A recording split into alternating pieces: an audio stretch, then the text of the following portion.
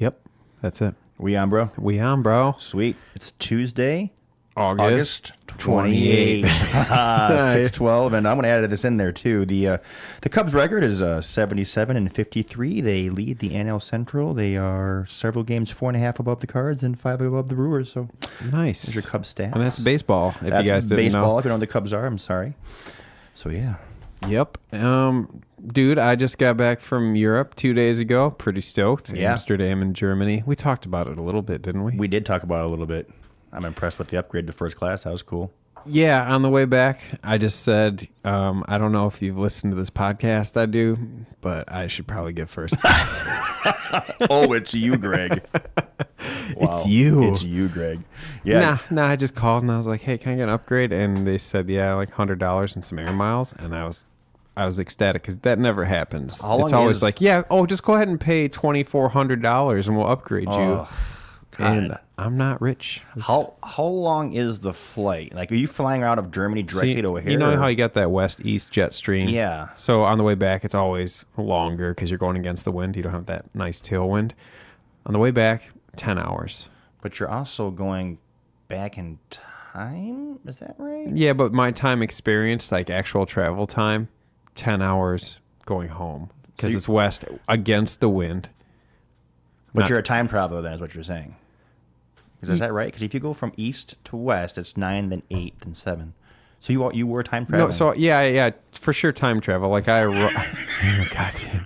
arrived like 3 hours after I took off. Cool. But I Did you see experienced yourself 10 like, hours on the way back? Did you see your past self flying? Oh my God. Dude, I can't believe you did it. I wasn't going to do it this time. I got I saw the beings. I and got we you. are I got your Interstellar Tesseract. reference. We made the Tesseract. Beat you to it. Cool. So I got this movie.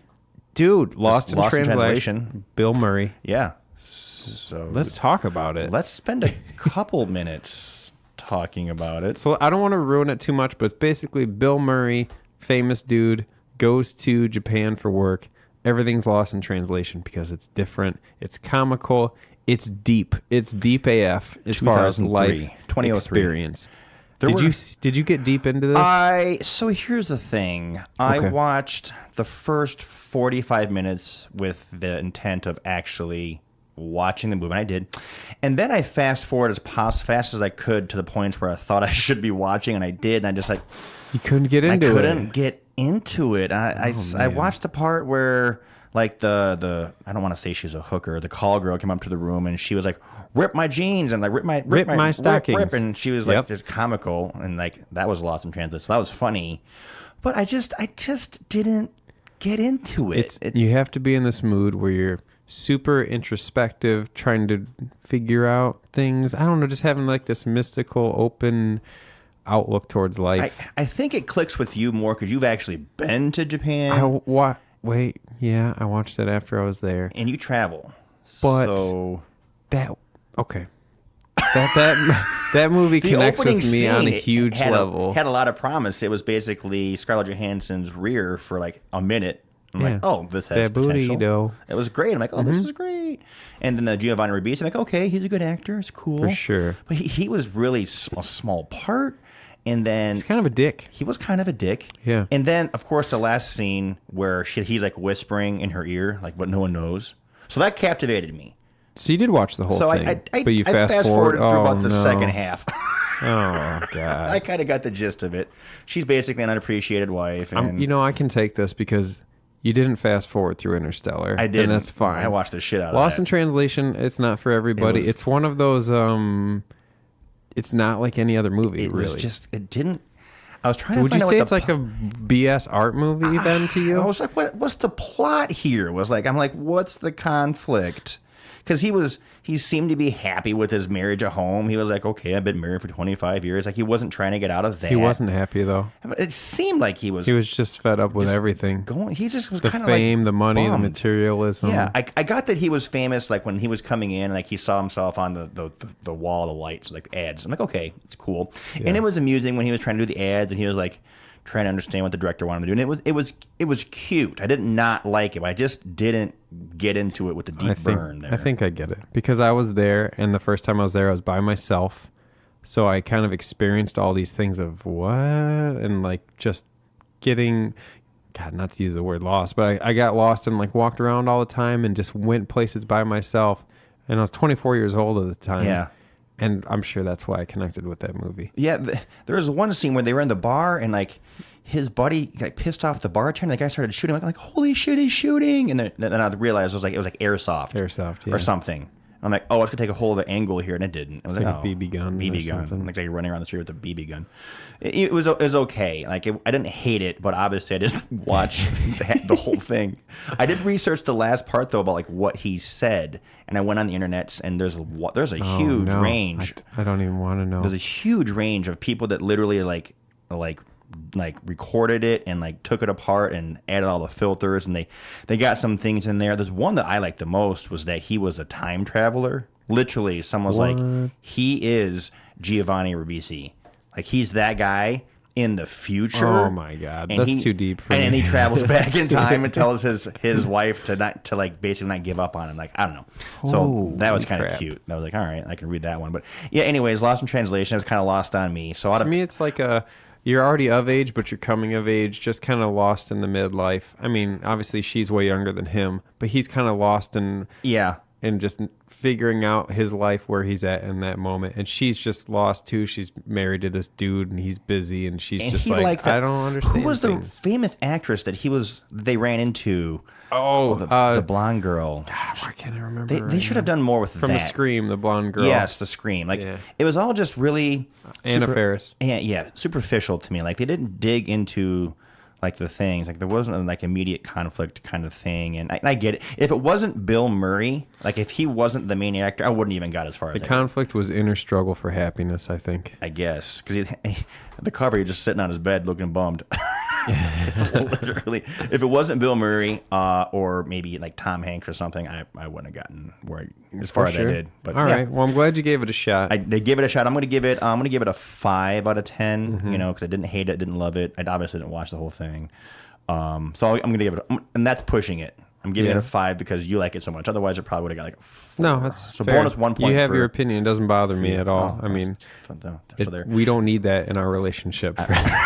I've returned your movie. Greg likes to take pictures of people with the movies, so he knows. So I've returned it. What's next? Dude for at me? work owns me training day. Just so you know, shit. like I looked through my phone. I was like, "Yep, I got you, John." Is there another movie that I'm supposed to check out that is on the list?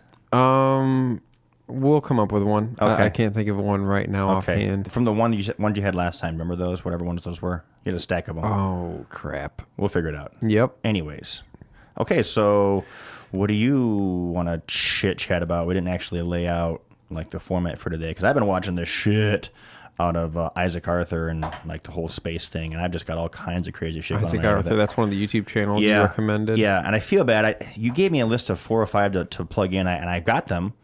And I actually, the other night, I almost watched one of your channels, but I didn't. And I've just been pushing through. I like that Isaac you Arthur. Don't like anything I've ever recommended. It's not that I don't like it. It's just that I'm really keen on what I'm watching now. This guy, he puts together his lisp. Okay, so Isaac Arthur has a lisp. And it's actually mesmerizing. It's wonderful. Endearing. And he literally puts me to sleep. Like I'll be getting through these videos, and they're like 45 minutes long, and by about almost, I'm like, and then I'm actually, it helps me fall asleep. Nice. So I get most of the topic generally. Yep. So I just finished up with this series here. He talks about things in series. So he has a series called Outward Bound, which is all about humanity, leaving Earth and, doing the big things in outer space. And I just got on watching most of that. Which series or video of his do you recommend I watch first? I would probably see, the thing is with these things, at first I was like, I'm gonna start at the very beginning, like 7 years ago, which is so vastly different from where he's at now. He has an actual team of people that do the video editing and all this stuff. So I'd start with his most current and work your way back, so you can kind of appreciate the production value, because it's a lot better now than it was obviously when he started. He has 500,000 or 250,000 subscribers. Yes, this guy. Sweet. I didn't know I can just play stuff, huh? Listen to him talk. I don't. O's. Oh, okay. So He's for the people listening, that actually isn't going to be on the stream, but it was his channel trailer we were listening to. It's SFIA. It's a SFIA channel. Science and Futurism with Isaac Arthur. He can't pronounce his R's. And there's subscribe to this guy. I thought I did. There's a specific. Oh, this is the wrong channel. There's a specific word for not being able to pronounce your R's for the disorder. I forgot what it's called. Rome or something. I don't know. Anyways, so he talks quite a bit. I just got done watching the whole series of Outward Bound, which is different types of structures that mankind can build to get into space cheaper. So there's like 6 or 7 episodes on that. And then there's a whole separate series that I watched, which was colonizing the solar system, colonizing Mercury, colonizing Mars, colonizing Venus, colonizing the Moon, colonizing Jupiter, colonizing the sun, colonizing the asteroid belt, all the different planets and stuff. That's awesome. It's very cool. I mean, like, what, colonizing the sun? I haven't watched a single one of his videos yet. Like, I see Jobs of the Future, Upward Bound, Space Farming, Outward Bound is the shit. So a lot of that stuff... a lot of the stuff got sparked with me with Elon Musk and the Falcon Heavy Lift rockets getting us into space, and that's cool. And Elon Musk's rocket, as far as cost effectiveness, is on an order of magnitude of like 10 times more cheap than it was before. So it's an actual shift.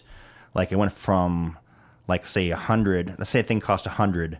Now it went down to like 10 to get it. It's like that much of a reduction. But that's still not where they need to be to get stuff. We're talking on the scale of getting in the order of magnitude of hundreds of billions of tons of stuff into low Earth orbit to do the things that the human can need to do, basically. So the couple of the cool ones I watched was a mass driver gun, where you're basically shooting material into outer space, a space tower, which is a tower that's built to literally 30 or 40 or 50 kilometers into the air. But at 50 kilometers is a sweet spot.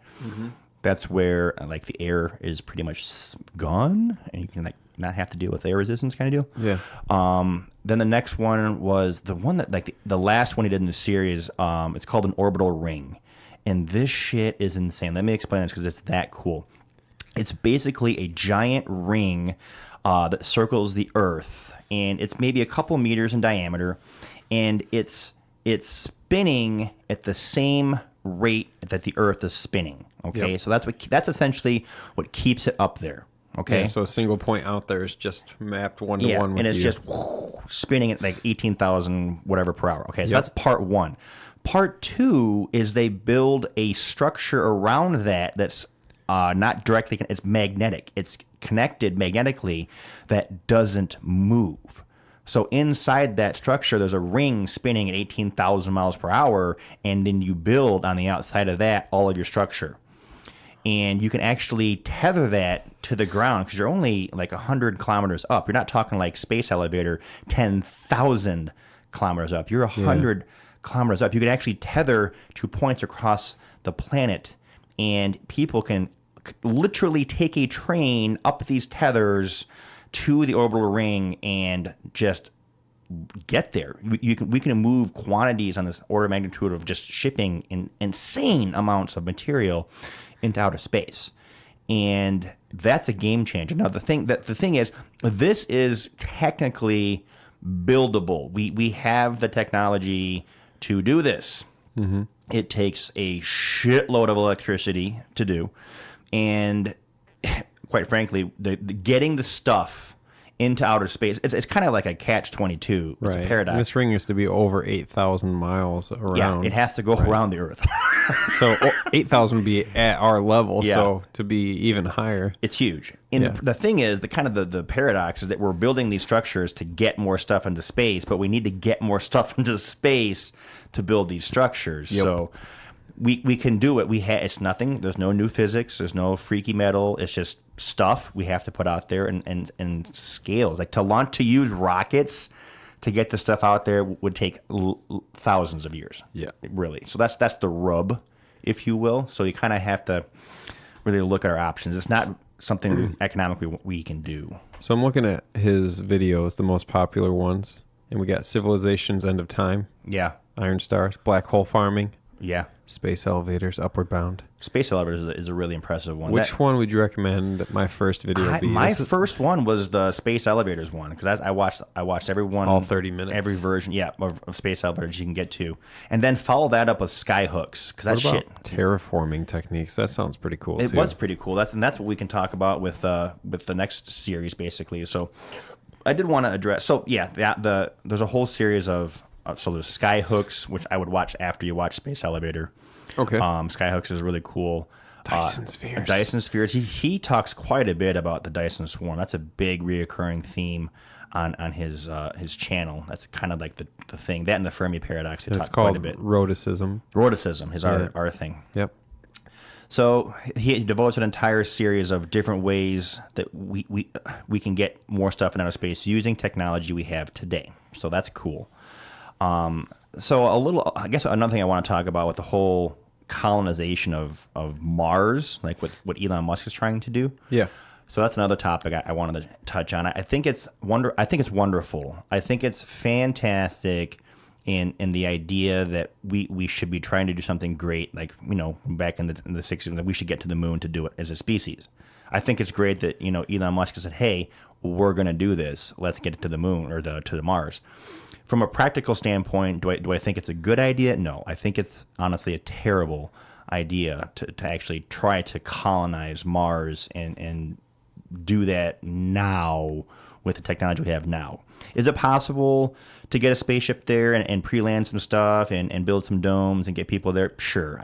I think we can definitely do. We could probably do that now. We just need to seed it, man. Let it build on itself. I think that we're doing it to say that we did it. And we've done it, and to kind of check that off. Putting a human on another planet is a major milestone. I don't even care about the human part of it. If we could get smart enough machines to go there and replicate and get resources and replicate. That's funny you say that. 'Cause that's kind of where I'm going with it too. Do I think it's plausible from a cost standpoint? It's wildly inefficient to. It's so far away. It takes a full 6-7 months to get there. You're in a 2-year loop. Are the people that go there and they come back, are they going to be fucked up? Sure, they're going to be fucked. Hell yeah. No, CRISPR. We don't know. We know okay, so there's going to be all the radiation they're going to be going through, and they can shield for that. And that's great. But the longest any human's been without gravity has been almost a year, and they come back and they are broken. Hell yeah. When I'm talking, you lose all your gains. You lose everything. They can't walk. They can't. Their body just doesn't work. And we're talking on a scale of ×2 or longer than that. So what about the centrifuge spaceships that you see? Well, we don't even have. We could build those. Then he has a whole series on artificial gravity too, which you'll love. He actually ranks sci-fi's from not even plausible to actually realistic space systems. And I'm talking, he's got Babylon 5 in there. Mm-hmm. He's got Halo's ring from the video game. Oh, nice. He's got all different kinds, like 2001: Space Odyssey, all the different rings. Rotating habitats. All the rotating habitats. And he throws some basic math in there to show you, okay, if it's this wide apart, it has to spin this fast, equal 1G. And he ranks them, and it's pretty cool. So you should probably watch that too. Could we build that stuff now? Sure, we could. But again, we have to get that stuff in outer space. It takes so much time. And quite frankly, I think Elon's like, you know what? Screw it. Let's get there ASAP while I'm still alive and get this done. To say it's selfish on his part. He just wants it while. I think you have to be selfish and to do grand things, because you have to take all the bullshit that comes at you and just put it aside and say, you know what? There's a million reasons to not do this, but there's also a great one to do it, and it's to say that we did. And that's why I'm behind it. I think it's a good idea from proof of concept, I guess would probably be the best way to put it, to say, hey, look, we can do it. I did it. It's done. Follow me.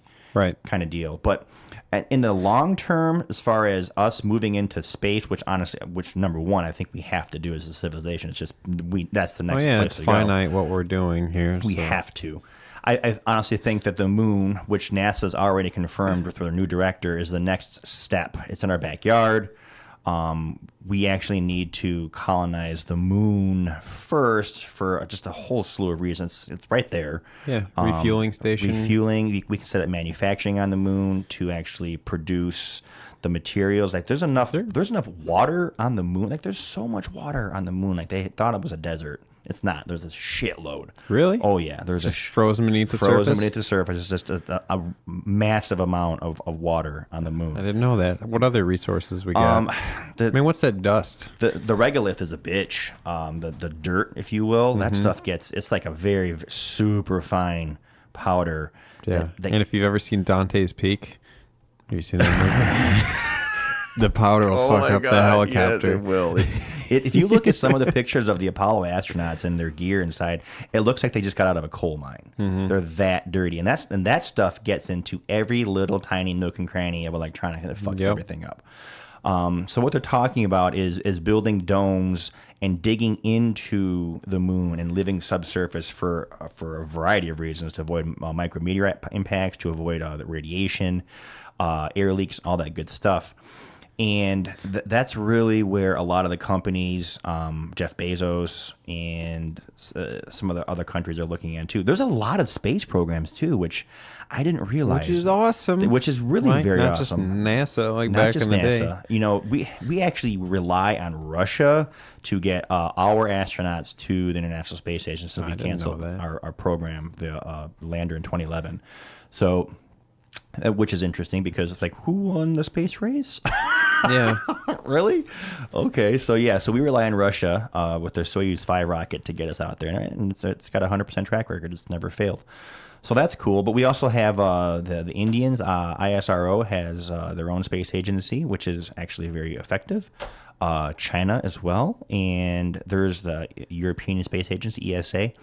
And there's a lot of groups coming together to really work on this kind of stuff. So, but Elon Musk is the big game changer as far as the reusable rockets. Obviously, that's a big deal. So, NASA has coming out the SLS system, the Space Launch System, which is replacing the Challenger-ish, the space plane, basically. It has a solid rocket in the middle, and it has additional boosters on the side that kind of jettison. So it's not new technology. This is 1960s technology. They're not reusable. Not the main part. I think the main part is, but that's coming online here in the next 5 or 6 years to start getting these payloads into outer space as a government unit. So. The thing with NASA, which is unfortunate, is that they're at the behest of whatever political structure is reigning supreme for those 4 years. You can't build a program that's 10 or 15 or 20 years in scope and when your budget changes every 4 years at the whim of Congress. So the fact that private industry is taking this next step is, I think it has to be, because we can't rely on a nation, just one nation or all the nations, to get their shit together and do a thing. So that's why I think private industry having competition. It's for money. It's doing great. It's going to be profitable, which forces costs down. It's completely the opposite of government entity. It's 100% the different kind of stuff. So the neat thing, I looked at a couple of the cost things with NASA. Like, so NASA's machine, if you will, the plane, if you will, the shuttle, was one of the most complicated man-made structures ever, and it was built by hundreds of different companies across the country and the world. And just the sheer scope of getting all those things to line up was stupid, ridiculously expensive. Oh yeah. So when Nixon was the one that gave the green light for the shuttle program, and the whole point of it, the whole point of this thing, was to have 4 or 5 shuttles that could cheaply fly into outer space every week. We're talking 50 plus launches a year. Wow. They averaged about 2 or 3 per year. In the entire 30 years the space shuttle program was out there, they had 135 missions in 30 years. Okay, so basically, if you had the 50 per year every 10 years, that'd have been 1,500 missions. Okay, so what? So what does that mean? The average cost per flight was supposed to be on the scale of cheap. It was going to be cheap because they're reusable. It was not cheap. The average cost for each shuttle flight was about $1.5 billion. That is stupid. That's a lot of money when you consider Elon Musk's bit is about 90 million. Well, see, that's the thing. Like any government agency, and you're just like, oh, we have this budget, and we need to use it all. So they just it was stupid expensive, and their failure rate. It's $80,000. Didn't put work. it on there. It didn't work, and the whole thing with the shuttle, it was supposed to shuttle people around, and it didn't do that. For real, over $1 billion a launch. 1.5. I didn't know that. I read up a Wikipedia fact on it for there's a lot of facts on there, but obviously 1.5 billion per launch. It had a failure rate of 20% because they had 5. They lost 40%. They had 5 and they lost 2. So 40% over the life of the shuttle. Okay. So you had the Columbia, the Challenger disaster, and then I forgot that was the Columbia, the other one that fell apart, reentry. So they lost 2 of the 5, 40% failure rate. When they were talking with initially, it's like, oh, the failure rate is going to be like 1 in 1,000, if that. Literally 1 in 1,000. It was like 2 out of 5. It was 40%.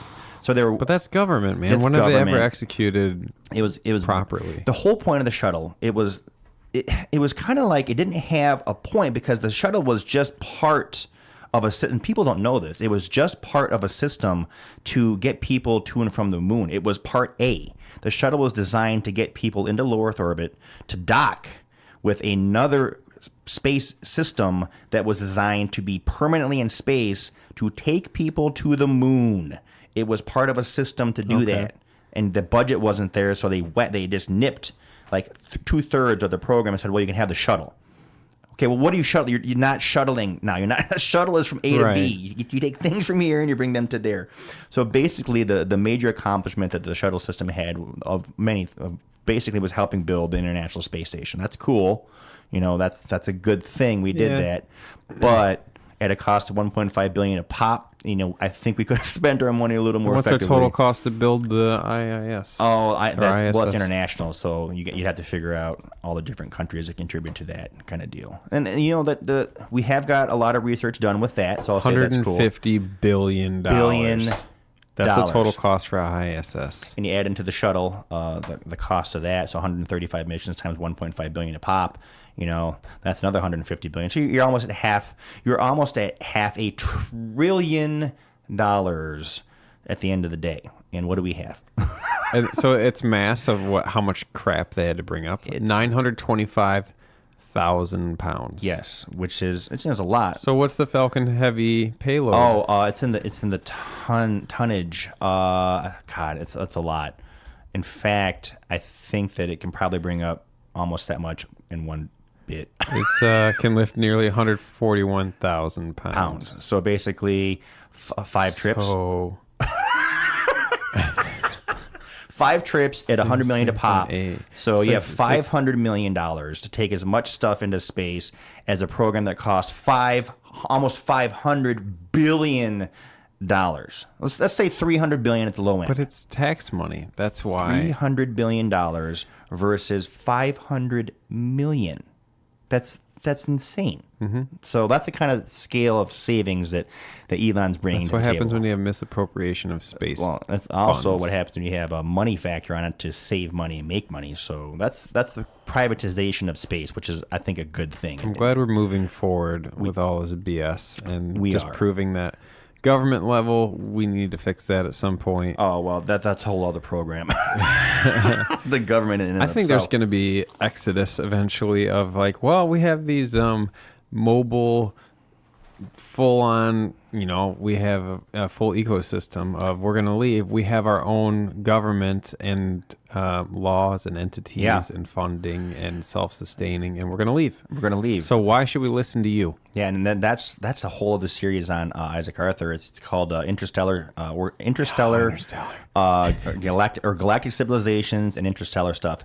So some of the cool stuff about that is like, okay, so what you talk about when you as a species, let's say we have a group of people, 1,000 people or 10,000 people on an ark. That's just an ark. It's a giant spaceship. It has all the things necessary to start life on a new planet. Okay, so let's say we send them out to Alpha Centauri, which is the closest. We send them out to Proxima B, which is the planet that's closest to us. It's about 4.3 light years away. It's going to take a while. So, but let's say we get there at 1/10 of the speed of light. It's going to take about 40 years to get there. That's pretty fast, bro. So we get there, and that's a whole other conversation about laser highways. So we're there. Hypothetically, we're there. So that species, that human race there at that point is they're so far away from base, from home. They're 4 light years. It takes 4 years to say hi. Unless we bring that bit that's quantumly entangled. Well, there's a thing. Yeah, that's technology we don't have yet, though. By then, we might. If we're going the 10th of the speed of light in this hypothetical situation. Let's say that within the next 10 years we're doing this. For some reason, there's a black hole on its way to us and it's going to eat us up. I'm pretty sure we're going to have the quantum bit taken with us. Well, and we're going to have instant communication. But we're still going to be like, nah, bro. We'll share information and technology,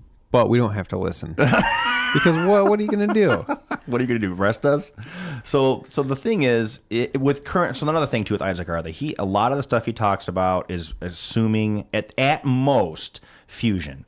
At most, we have power. We have fusion. His series is based in the year 2100 plus. So that's kind of where we're coming at. I hope we live to that. I do with too. The genes with all the stuff. So he's not taking any wild technology that's not even heard of into play. He does talk about it, but he's just assuming basically solar fission and fusion. That's the kind of stuff. So as far as communication goes, it's going to take 8 years to get a message to Earth, and then another 4 to get back, and then that's a whole whole election cycle. 4 years, a lot can happen in that time. Anything that's longer than a month each way is too long. It's too long. So keep that in mind. So we're talking to the closest star, which is only 4 light years away. Yeah. Think about colonizing an entire galaxy. That's, say, the Milky Way. It's 100,000 light years across. The scope of that essentially is that if you sent, let's say we had the technology today to send out 1,000 arcs, and we sent them all different directions. They all went to different stars, and some take 10 years to get there, some take 100, some take 1,000. They all get there. At that point, once those humans get to whatever star system they're going to, they essentially are on their own. They are not part of the club anymore. And each one of those arcs, and based upon the planet they go to, those people are going to change over time into different species because of the environment they're in, the gravity, the planet, the plants, all the things. Unless we decide ahead of time to maintain our genes, to not deviate. Taking that out, taking that off the table. Sure.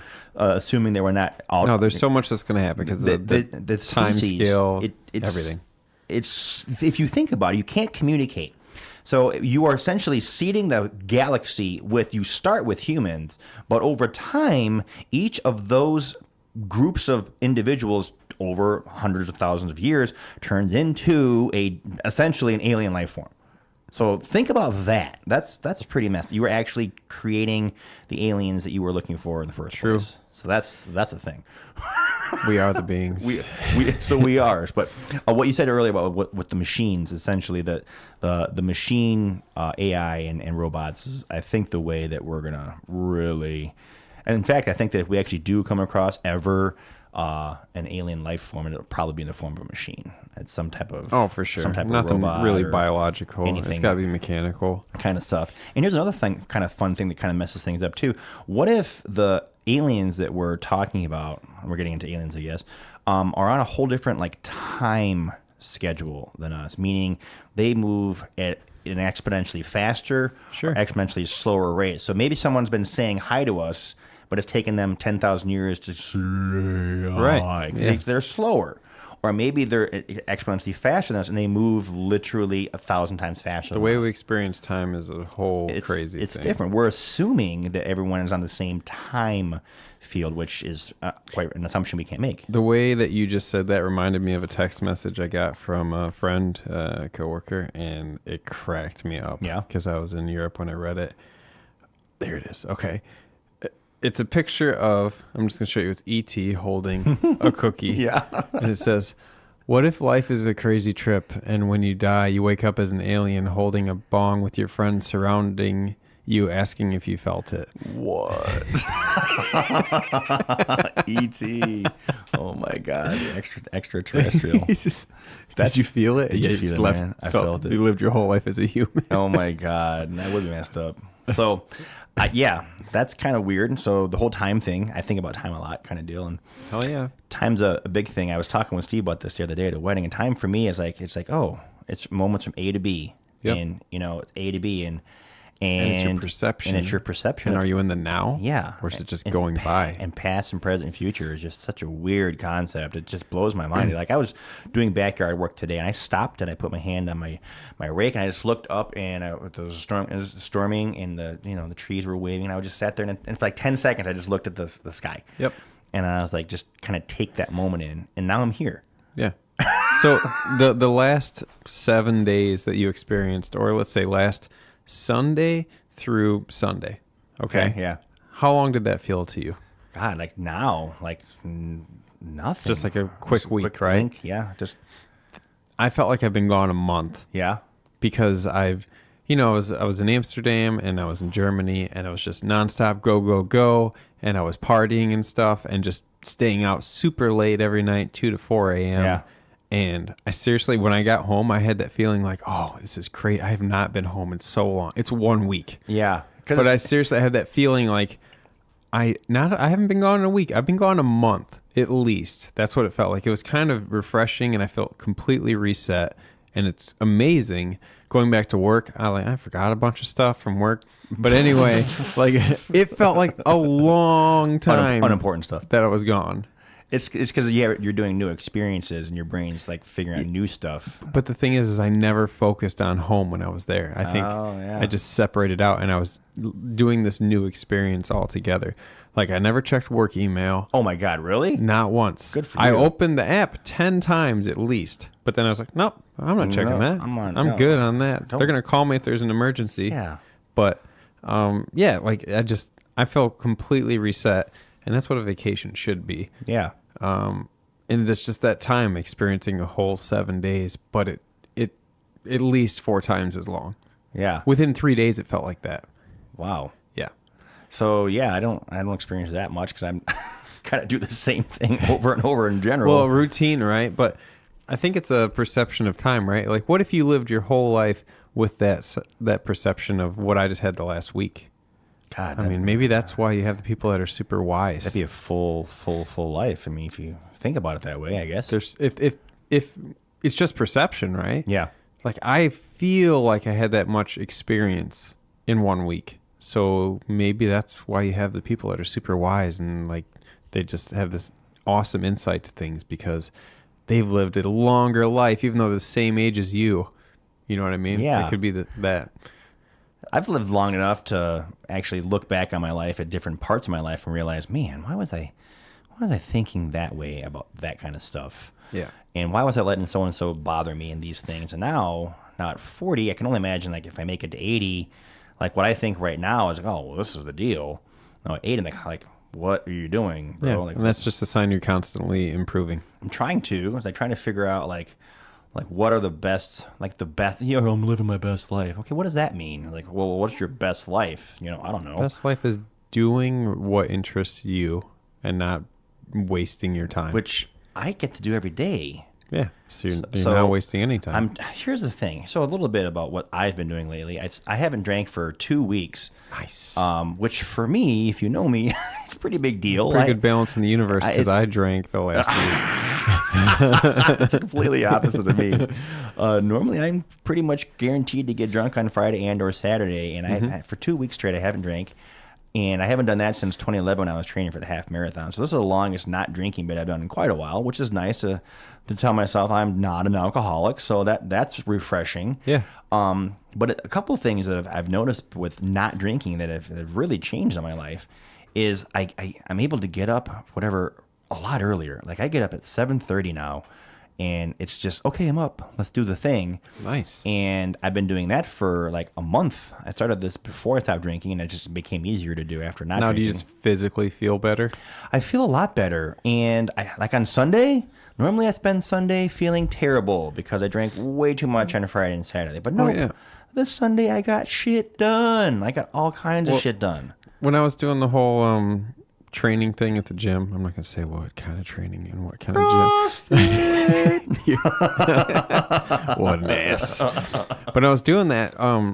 My coach, he actually provided some information. It might be bullshit, but he said, if you consume at least 2 drinks or maybe more, that impacts you as much as God, I don't even remember the exact specifics now. But anyway, it's just like a severe detriment to your performance. As like, far as physical wise. Yeah. Who knows mentally? I'm sure there's some there Yeah. too. Because you have to repair and sell damage, Yeah. blah, blah, blah. But the fact that you have that much after so many drinks, and if you're getting drunk, that's basically like you're just destroying it, taking Yeah. it down at least half of your physical performance. Yeah. So the fact that you immediately get that back, I'm sure there's massive mental gains too. So gains CrossFit. Hashtag not a punk. That's yeah. fun. So not drinking is giving me more time to do things, and I make a list on Monday of all the things I have to do, and I just destroy that list now. Like I've just been Good. working outside. I pressure wash the entire front of the house. I'm talking the roof part too. Nice. Like cleaning the gutters. Like I have literally 2 trees of wood stacked that I have to physically move because they're not in the right spots, and I cleaned off the back patio today, which is overgrown. Literally, like my patio with patio stones has been neglected for about 2 or 3 years, and it actually turned into a lawn.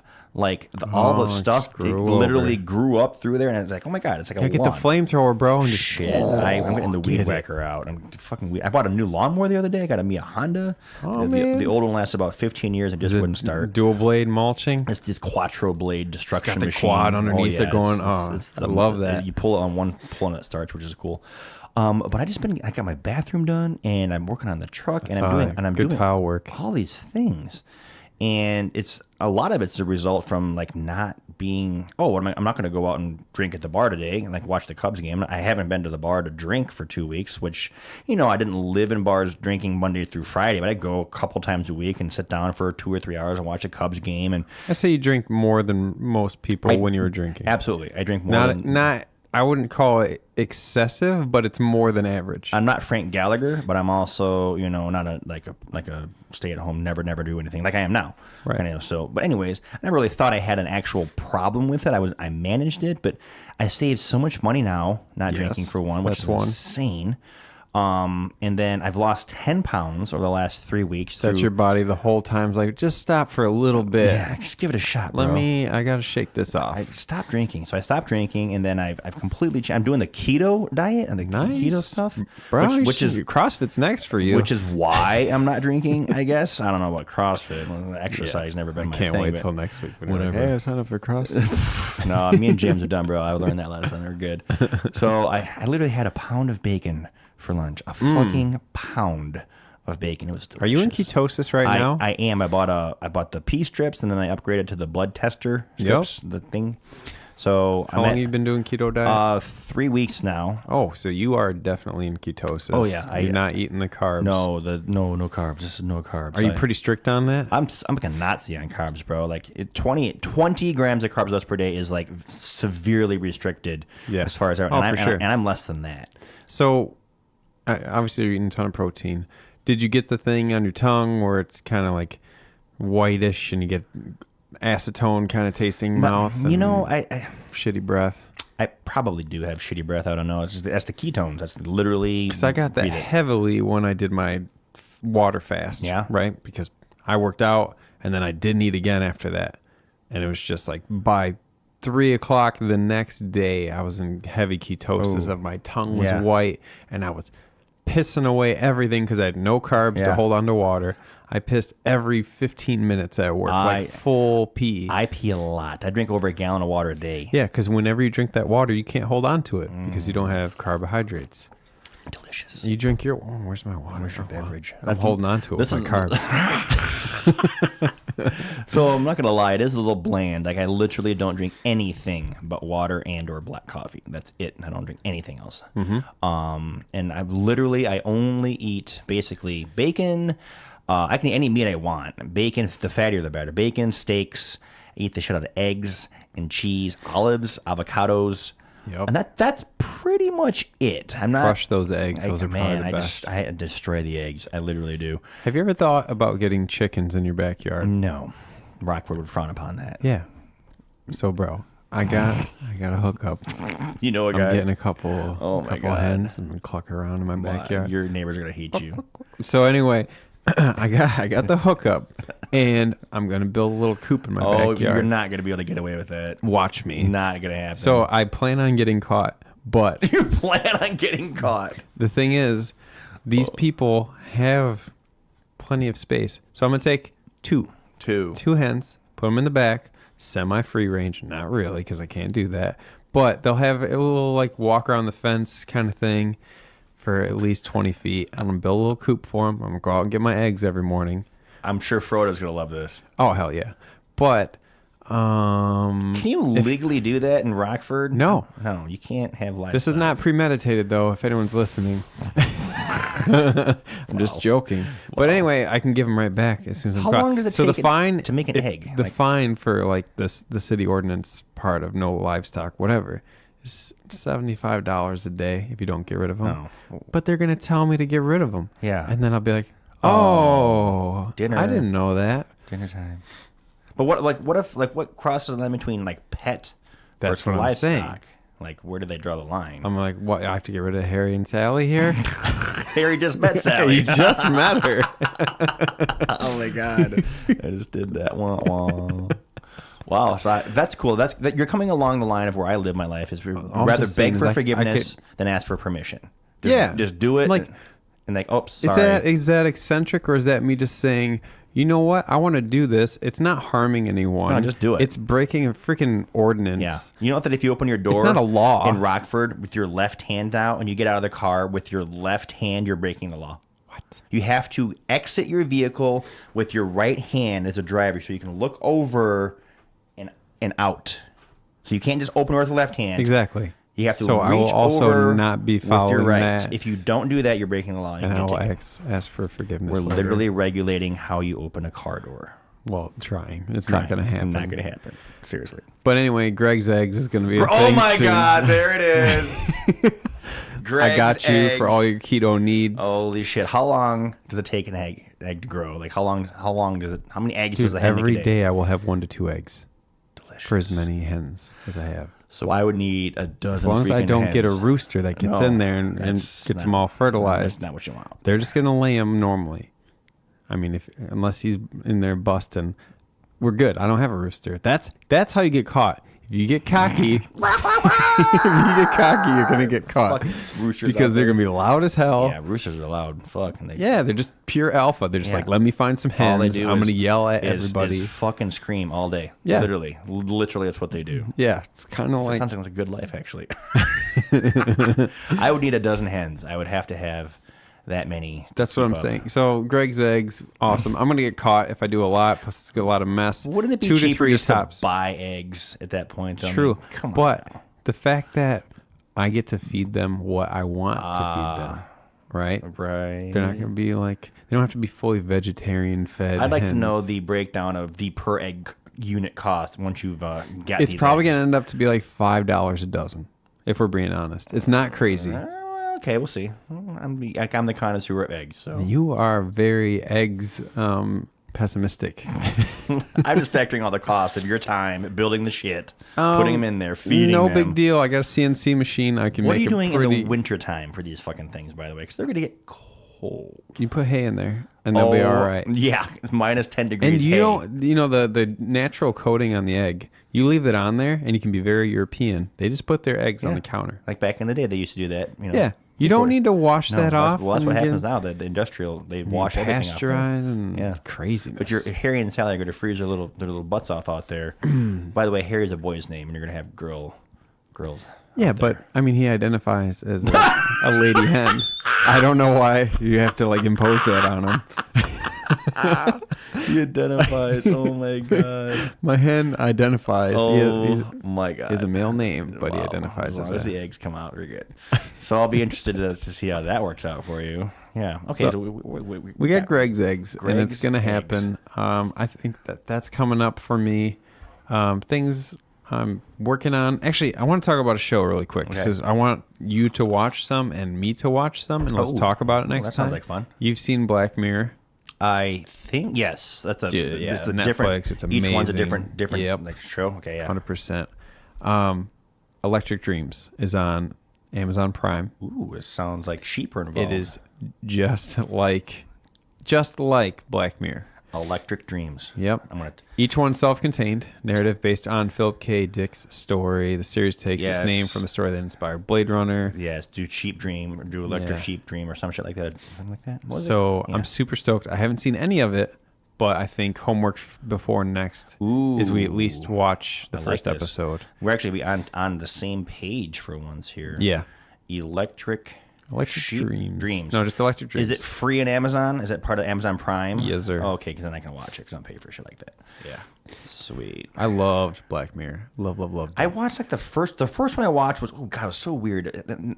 Correct me if I'm wrong, but I remember it was based in the UK. Yep. And they kidnapped some prime minister's daughter. Oh, and he had to bang a pig or something. Have sex with a pig or something. Can you do it? And he did it. Oh, spoilers. And sorry, he did.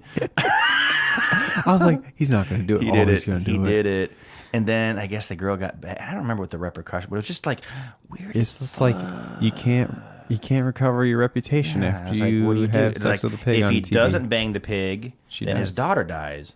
But if then he bangs the pig, he banged the pig. He's the pig banger guy. He was the pig banger, and it was actually interesting. When I was like, it's a little awkward. You watched all of them after that, though, right? No, I don't watch any more after that. Oh my! Right? You lost in translation. Yeah. I cannot believe this. Didn't okay, you have to watch Black Mirror. Okay, dude. so I got Electric Dream for being interested in like thought-provoking. I will give it another shot. Black Mirror, I would rate as top 3 things you need to watch in the last 5 years. Black Mirror. Okay, please. Wait, is that okay? I don't have Netflix though. Oh. This is awkward. You really don't have Netflix? No, man. I probably do. You have any friends that have Netflix? Do. I would offer, but mine's already used up. I think my ex-girlfriend's login is still on there. That's part of the reason I've not turned it on because I don't want her to be like, "Oh, you're using my Netflix." So I'm like, yeah. Right. She's like, "Oh, you want to talk?" I literally I thought about getting in there and moving stuff around. I'm like, "What's going on here?" Because I know she hasn't changed her password, but no, I'm not trying to fool with that. Okay, so definitely any Black Mirrors, but for sure we have to watch the first episode of Okay, I will commit to you to watch that tonight. Okay. If you will commit to me to watch at least something from Isaac Arthur. For sure, I already added that stuff on my watch later list. What else do you want to talk about? It's 7 o'clock. We had an hour in. Yeah, we got an hour in. We can talk about one more thing or something.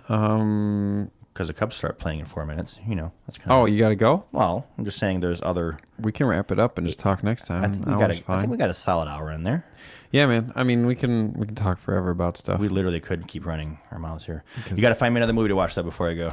Do you want to borrow another movie? Yeah, I want to take another picture of you. Yeah. And I'll post it on my Instagram for this episode. The picture of you holding the movie. Yes, that's fine with me. Actually, that'll be the title for the episode. Oh, my God. So that's it. Good stuff. Yeah, all right. Until next week. Once again, thanks, Greg. Yep, thanks, man. We got Later. it.